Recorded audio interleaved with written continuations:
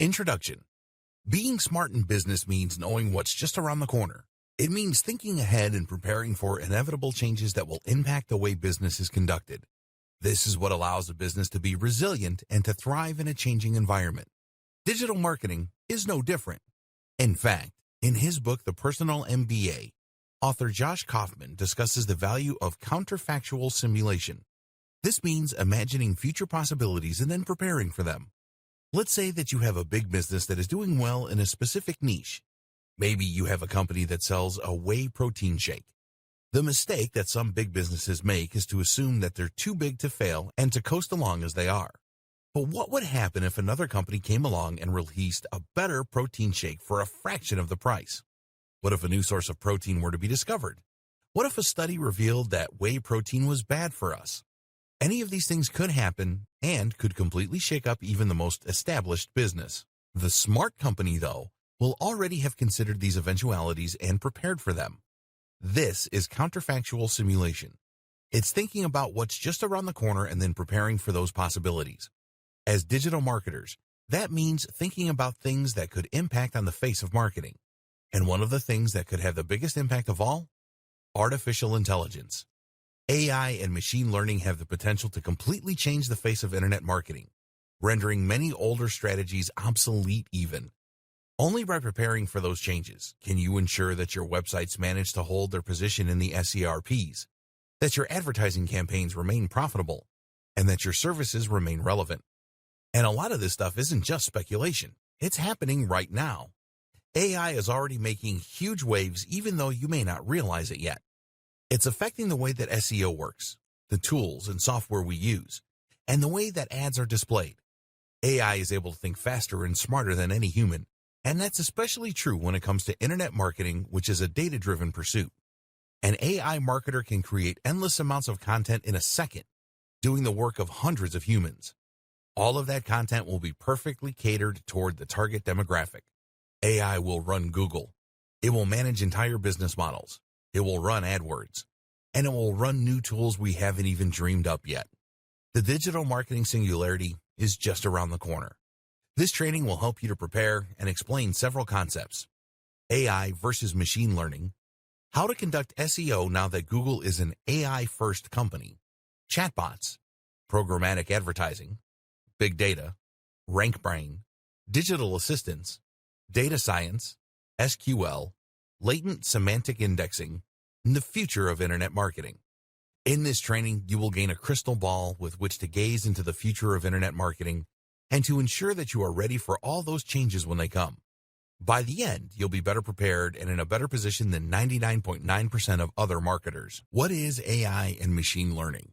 Before we go further, we should first take a look at precisely what AI and machine learning actually are. These are two related but also distinct terms which often get confused. Both will impact on marketing, but in different and unique ways. AI then is artificial intelligence. That means software and hardware designed to act and appear intelligent. Such software is capable of making meaningful choices and conducting activities that we would normally consider the domain of humans. AI comes in two broad flavors. One is weak AI, which is also known as narrow AI. Weak AI is essentially a form of AI that is designed to perform a specific job. An example of this is the self-driving car. This form of AI is capable of knowing the positions of countless cars on the road and being able to respond by steering, accelerating, braking, etc. If you were to watch a self-driving car from the outside, you might think a human were driving. In that way, it does a job that would normally be considered a human role. But at the same time, you can't speak with a self-driving car and you can't ask it how it's feeling. A self-driving car would certainly not pass the Turing test. Note, the Turing test is a test designed to measure the effectiveness of an AI. If you talk to an AI on a chat app and you don't know that it isn't human, then it is considered to have passed the Turing test. Another example of weak AI is used when creating bad guys in computer games. These use programming in order to behave in a human-like manner and to provide a challenge for the player. However, the code is only useful in the context of the video game, and so it's not about to turn into Skynet anytime soon. Weak AI might not sound as exciting, but it is being used for a huge range of extremely exciting things, from helping to treat disease to improving the economy. Conversely, the type of AI that we often see in science fiction is what we know as general AI.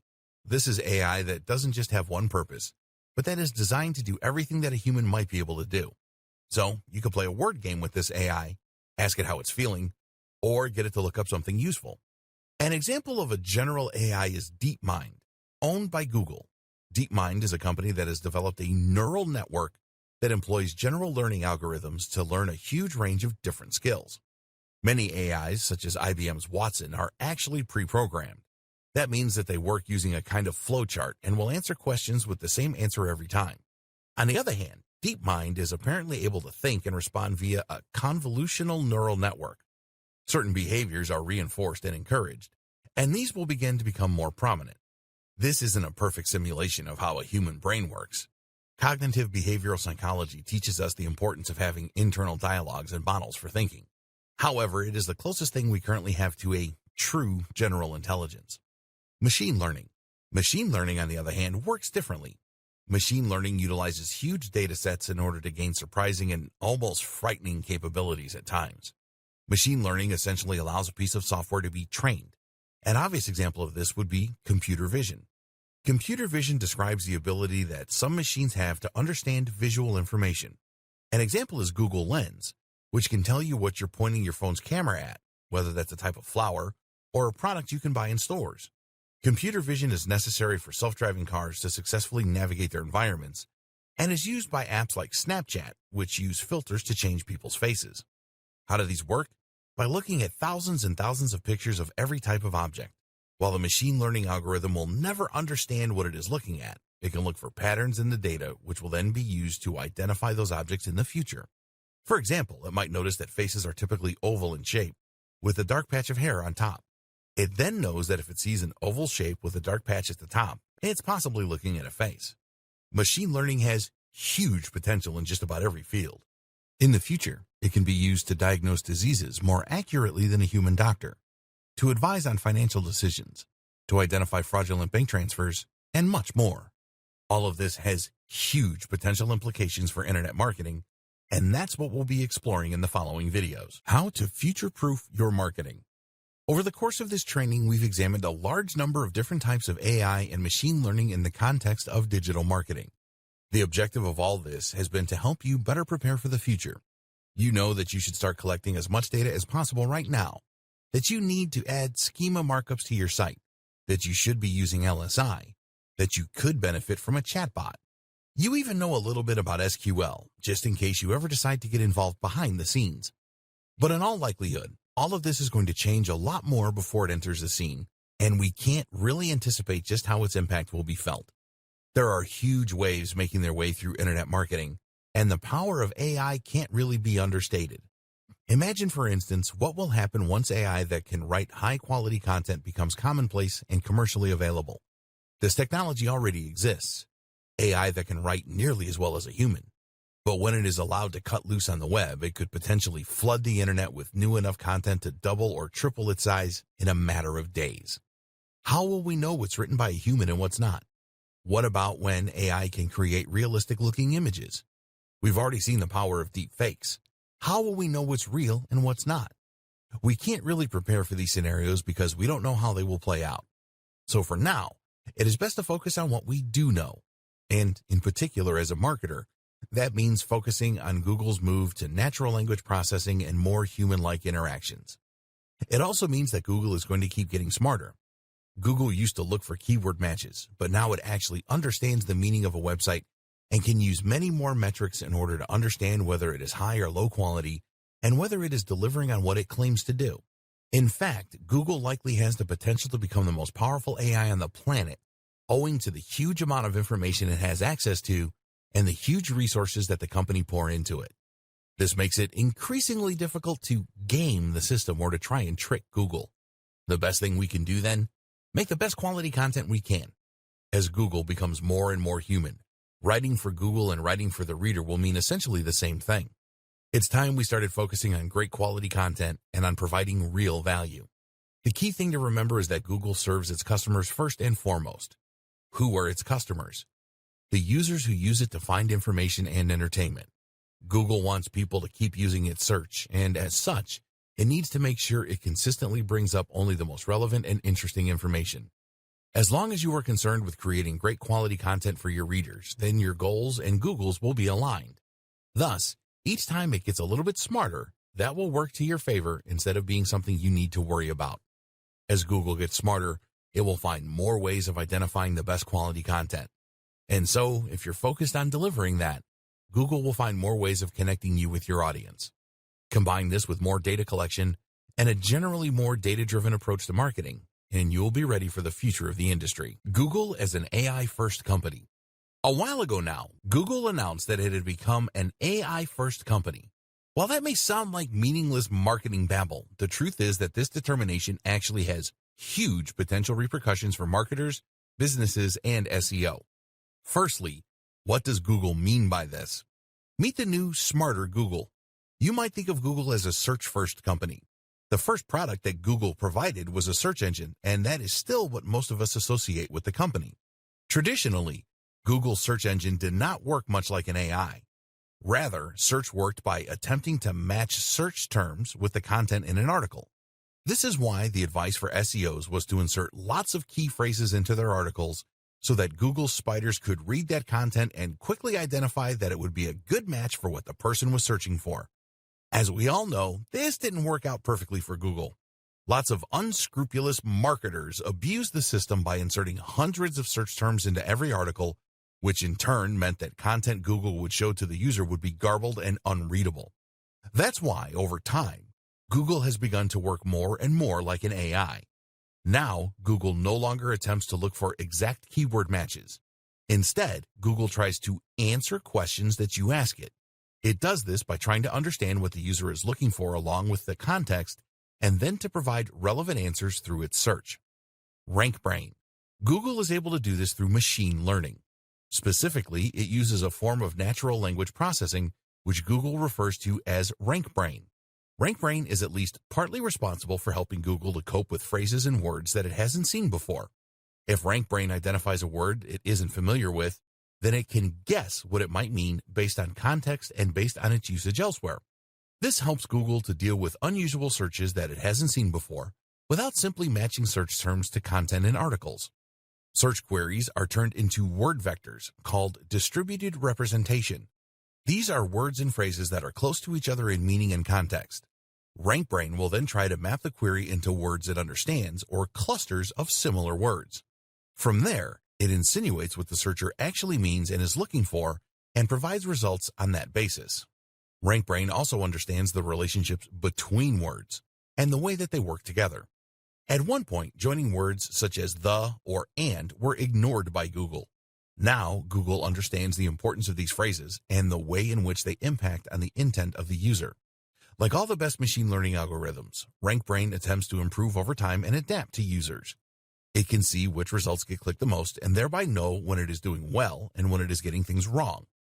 As such, it is able to improve search results for any given keyword quickly through algorithmic testing, which is helping to weed out low-quality content that attempts to game the system. RankBrain works using a tensor processing unit, TPU, which is an AI-specific piece of hardware stored in Google's data centers. This is a specific chip that is better able to handle the specific challenges of machine learning tasks. Google's further plans. Over the past few years, Google may have seemingly diversified.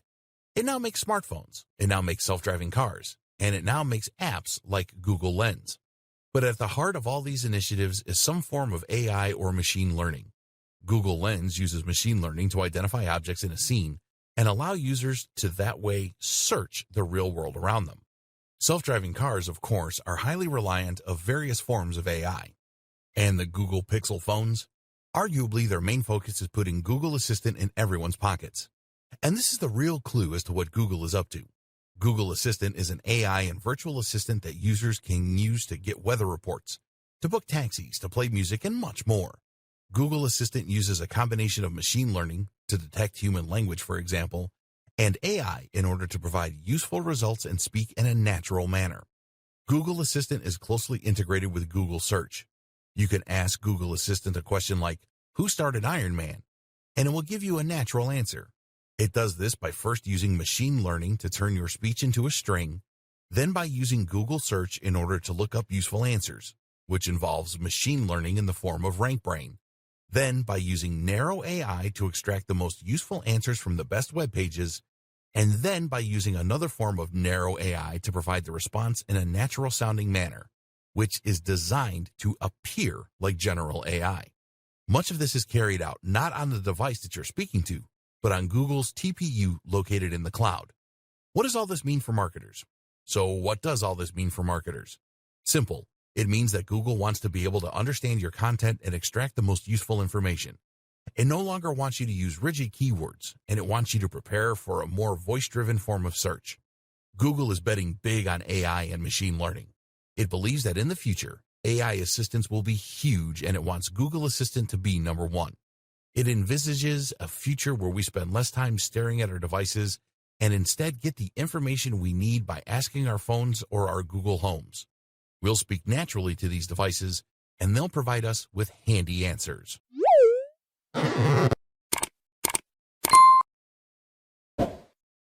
Preparing for semantic search.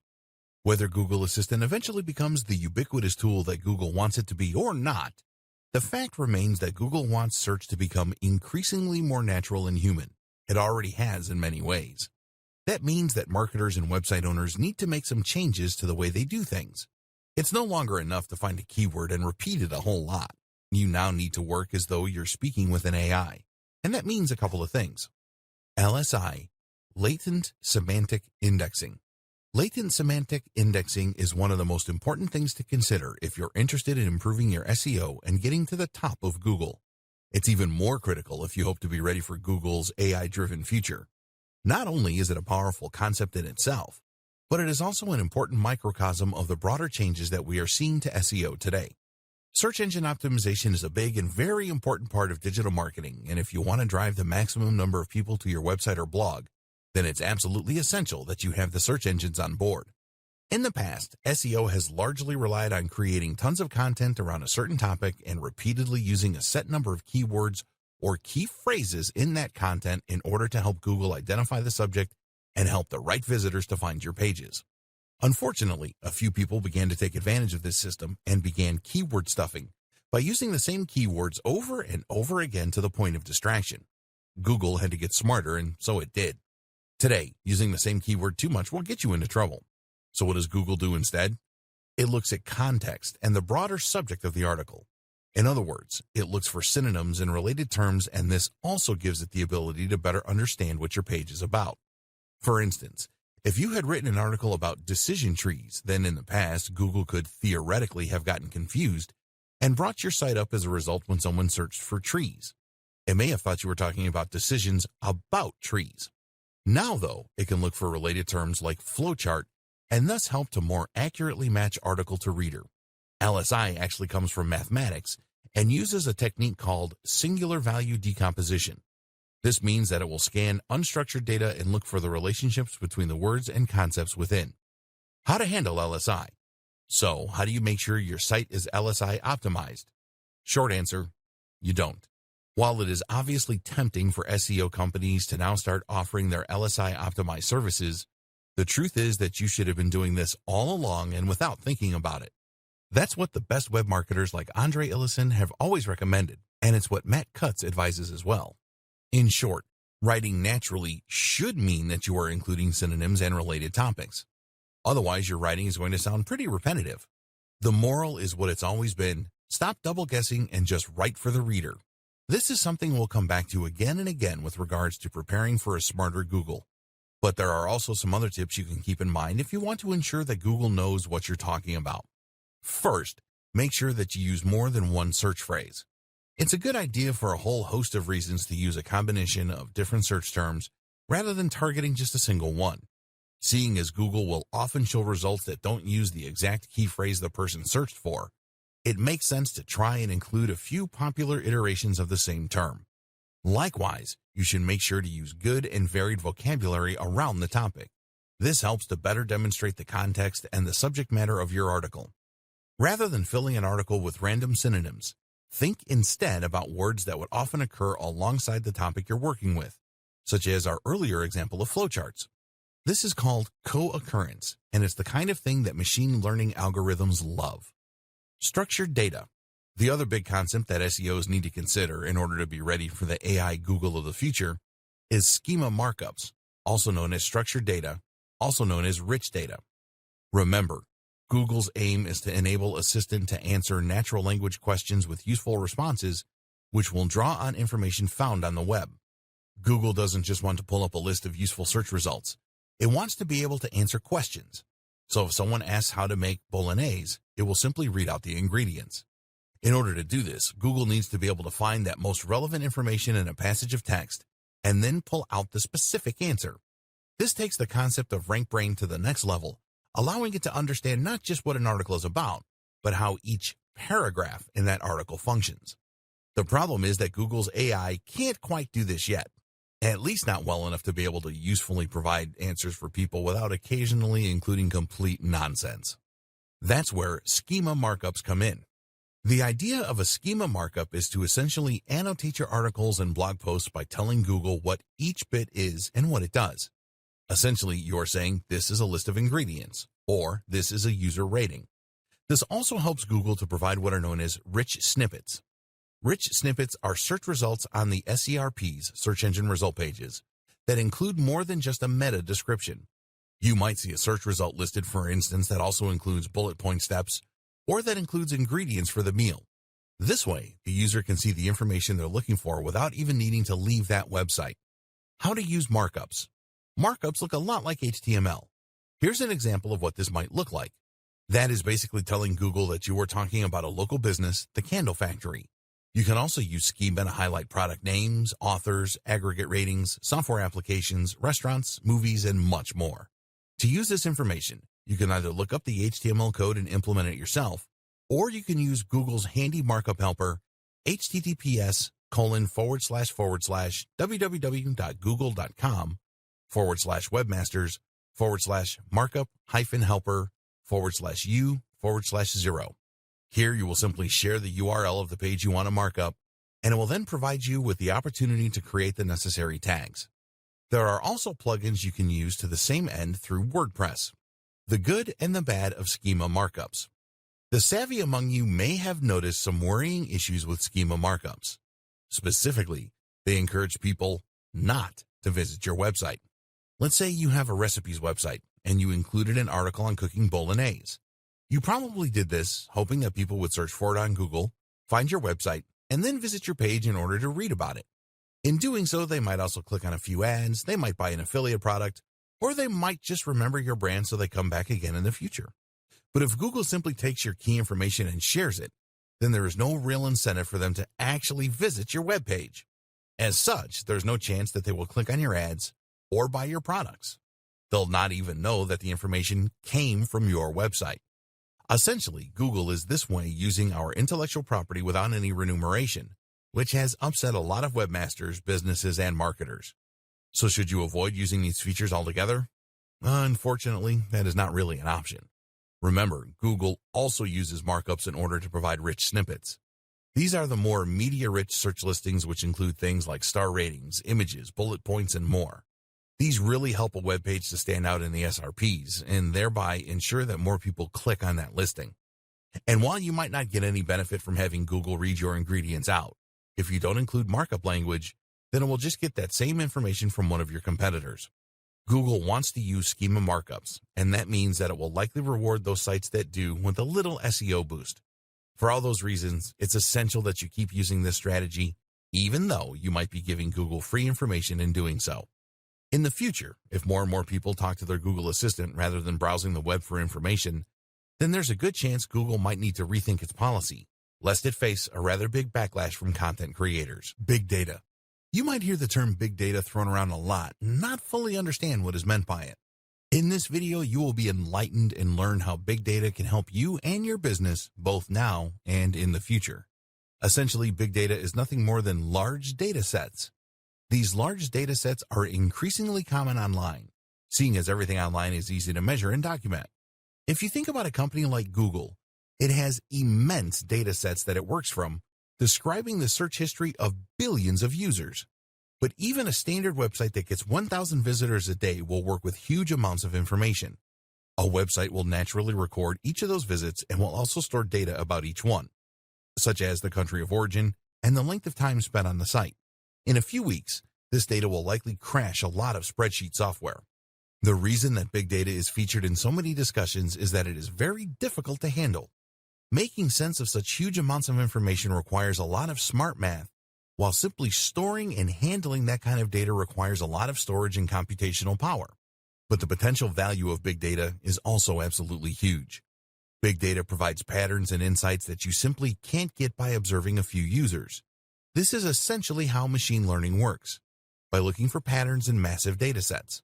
The difference is that this is being leveraged in a slightly different way.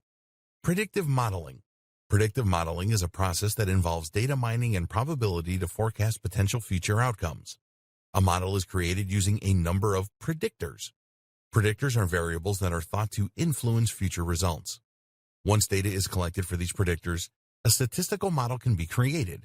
That might use a simple linear equation, or it might use complex neural networks. Either way, statistical analysis can then be used in order to make predictions about how things are likely to go in the future.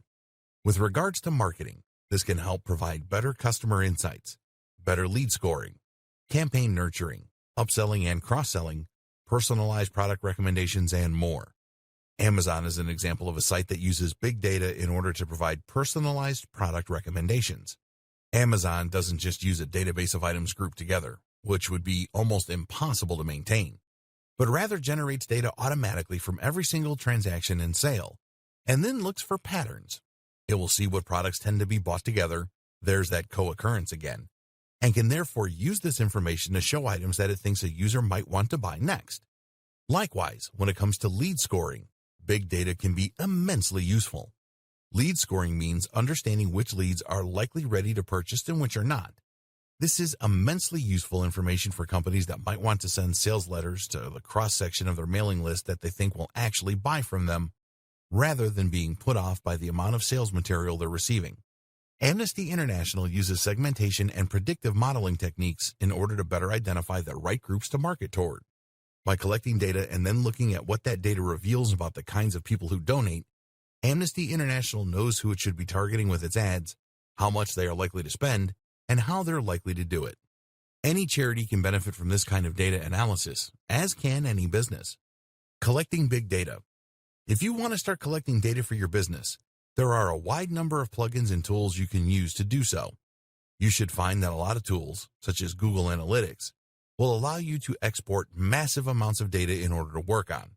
You can then choose to use this information yourself or outsource it to a data science organization that can use that information to provide valuable, useful insights. Another good idea to prepare yourself for the future is to allow users to create profiles. By doing this, you can collect much more data on individual users and in future provide better recommendations on an individual basis too. This is something that stores have been doing for decades with loyalty cards. But of course, the digital nature of selling online creates even more potential opportunities. Computer vision. As mentioned, computer vision is the ability for machines and computers to see by learning from huge data sets and machine learning. By observing countless images, a machine can learn to identify images in an object or to navigate an environment without crashing into things. What does this mean for the future of SEO? One big thing, and one thing that you should make sure that you are ready for, is that Google will likely start paying more attention to images on websites. Traditionally, we've been told to avoid using images for things like site names. Why? Because Google can't read an image, and therefore we won't get any SEO benefit from that. But Google does have software that can read text from an image. This is called OCR, Optical Character Recognition. And if you want to see just how good it is, try putting Google Translate at a foreign language and see it appear in your native tongue in real time. If Google can do this, then it's only a matter of time before it starts reading the text in your images to see if they back up the niche and key phrase that you are targeting with your website. Likewise, seeing as facial recognition is already a big deal when it comes to security and Facebook, it is probably only a matter of time before Google starts using that too. For example, if you write a blog post about Sylvester Stallone, Google might someday look not only at your content, but also at the photos on your page in order to see if there are pictures of Stallone there. Google Images might one day not be reliant on surrounding text at all, but might instead base its results purely on what it sees in the image and whether this lines up with what you're searching for. Issues like image quality are also likely to play a big role in the future. Google might opt not to recommend your web page if it thinks the imagery on there is poorly chosen and out of place. So what can you do to prepare? For now, the closest thing to communicating with Google via images is the use of markup language and/or file names and alt tags. Using alt tags to describe images can help Google to know what they represent and therefore to better decide if your site is relevant for a particular user. Meanwhile, make sure that all the imagery you are using is relevant and high quality.